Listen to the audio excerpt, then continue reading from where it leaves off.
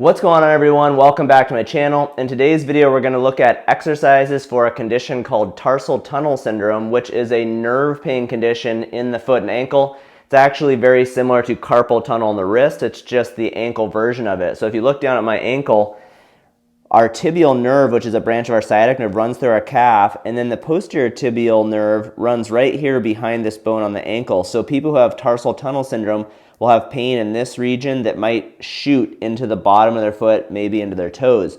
So if you've got symptoms like that, stay tuned for today's exercises.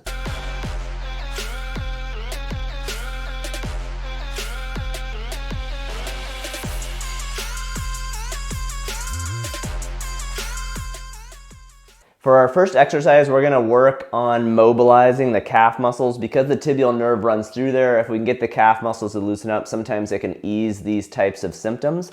So what you're going to do is take a foam roller and lay it down on the ground. Your leg is going to go perpendicular to the roller. And basically what you're going to do is you can start like this, just kind of rolling through your calf muscles, looking for tender spots, and basically just, again, trying to get them to relax. If this is not enough force like this, you don't feel much, then what you can do is stack the other leg and just work through this region. When you find a tender spot, you can pause on it. You can also move the ankle back and forth through plantar flexion and dorsiflexion. People with tarsal tunnel syndrome will often feel more nerve pain when their ankle goes into dorsiflexion. So this is a good way to kind of mobilize the muscle and the nerve that's running through there. So just be careful as you pull it back. If pulling really far creates your nerve symptoms, then just go up to that point and back and forth. So for this, you can work this every day. You can work on this several times a day, depending on how it helps you. And each time you roll, you might work on the area for 1 to 2 minutes. Okay, so that's our first exercise, a soft tissue mobilization of the calf muscles. Next, we're gonna stretch our calf muscles. So again, with this, you wanna be careful because dorsiflexion can kind of trigger the posterior tibial nerve. So just work on this one gently, as long as it doesn't flare your nerve symptoms up. But what you're gonna do with, when we're stretching the calf muscles, is put the leg that's affected behind you, keep your knee straight, and then kind of shift forward until you feel a stretch in your calf muscles. Now, the thing you have to pay attention to with this is that you keep your ankle joint neutral. You don't want your foot to pronate like this, where my arch flattens out, or to go way over towards supination. I want my ankle joint to be kind of in the neutral position. Either of these other positions, especially pronation, can put more stress on the tibial nerve. So just find that neutral position, kind of lunge forward until you feel a stretch in the calf muscle region. Then you're going to perform 2 to 4 repetitions of this and hold each one for 15 to 30 seconds. Our third exercise is going to be a nerve mobilization for tibial nerve. This is going to be like nerve mobilizations other places in the body. They're basically meant to help the nerve slide better, and they can help improve blood flow to the nerve, which can help reduce symptoms. Tibial nerve is a branch of the sciatic nerve, so it's going to be a position, if you've seen sciatic nerve mobilizations, it's going to kind of look like that, but we're just going to bias the foot and ankle so that we target tibial nerve. So for this one, you're going to lie on your back, grab behind your thighs, and what's going to happen is as I straighten my knee, it's going to tension my sciatic nerve and its branches. To bias towards tibial nerve, I'm going to move my ankle into dorsiflexion and then turn it out into eversion. So just be careful with it because that may trigger the pain on the inside of your ankle. So just go to the point where the symptoms start, and then what you're going to do is bend your knee and let it relax, and then come back up and go back into dorsiflexion eversion. So it'll kind of become one seamless movement where it's all occurring together. So when you come up here, the nerve gets pulled towards your foot. When you come down here, it's relaxed. So you're going to go back and forth like that 10 to 15 times to help target that tibial nerve, again, help to improve blood flow to it and help it slide. So this is one, again, 10 to 15 repetitions. You could do it multiple times throughout the day if it's helpful to you. Just be careful because sometimes if you do too many nerve mobilizations, it can make nerve pain worse. So you've just got to find the dosage that's best for your current situation. Our fourth exercise here is called doming, and this is basically an exercise where you're going to use the deep intrinsic muscles in the arch of your foot to lift the arch.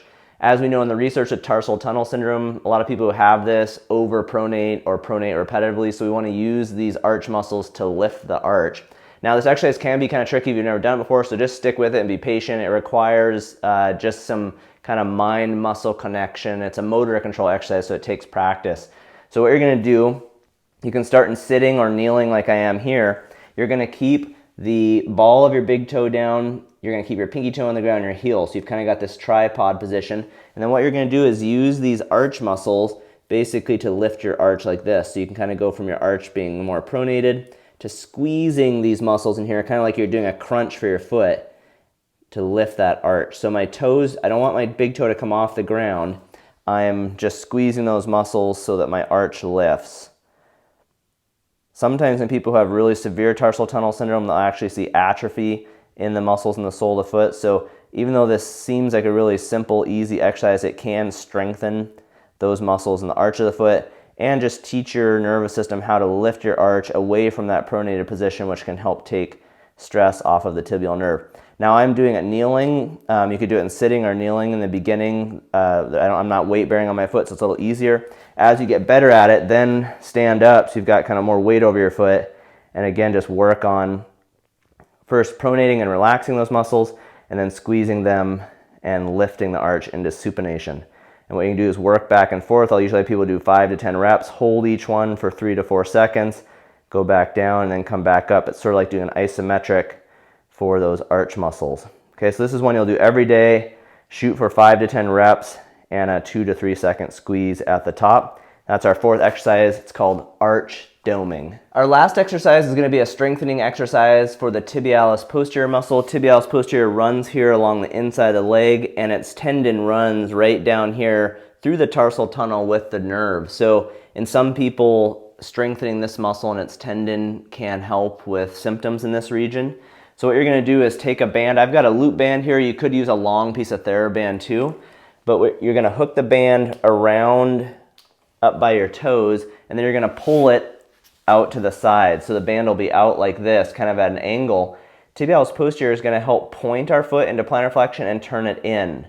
So I'm going to do that kind of combined motion, and then I'm going to slowly come back out into that everted position, and then again, plantar flexion and inversion.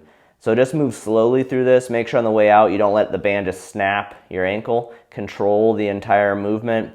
This is technically more of a strengthening exercise, so we're going to go for 3 sets of 10 to 15 repetitions.